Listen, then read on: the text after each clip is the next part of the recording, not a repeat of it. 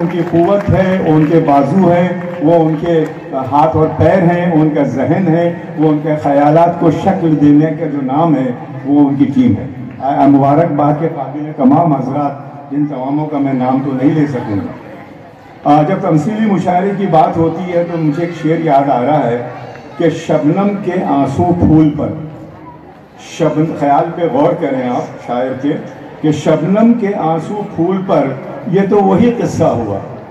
शबनम के आंसू फूल पर, ये तो वही किस्सा हुआ, आंखें मेरी भीगी हुई, चेहरा तेरा उतरा हुआ।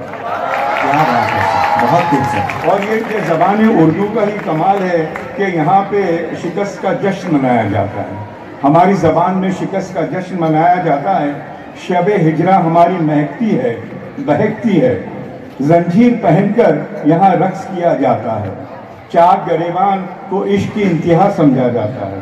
पाँव में छाले इस बात का इशारा है कि यार की गली करीब है। फूलों और खारों में भी क्या तमीज़ पैदा की गई है कि फूल गद्दार होते हैं, फूल बेभरोसा होते हैं, खार जो है वो आपके दामन को थामते हैं।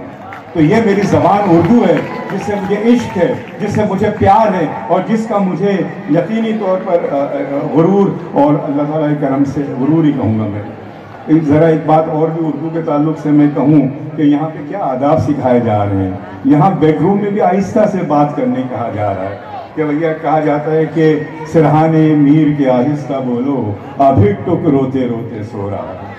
सिरहाने मीर के आहिस्ता बोलो, अभी टुक रोते रोते सो गया है। और एक बात और भी यहाँ पे मैं अर्ज़ करूँ कि मीर को, जब मीर की शायरी में वो बात नहीं आ रही थी, तो जवान बच्चे को, 13 साल के बच्चे को, उसके वालिद कहते हैं कि मियाँ मीर, शायरी अगर करनी है तो इश्क करो, इश्क करो तो आप शायर बनोगे और आप गज़ल अच्छी कहोगे। इन तमाम बातों के साथ मुख्तसरन मैं एक बार फिर आप तमामों का शुक्रगुजार हूँ कि आप लोगों ने मुझे एक मौका दिया कि आप लोगों के सामने हाजिर हूँ। और आखिर में मैं तमाम जितने बच्चे हैं, अब इन्हें मैं बच्चा कहूँ या इनको शोरा कराम कहूँ, मगर जो कुछ भी हैं आप माशाल्लाह लाजवाब हैं, बाकमाल हैं। शुक्रिया।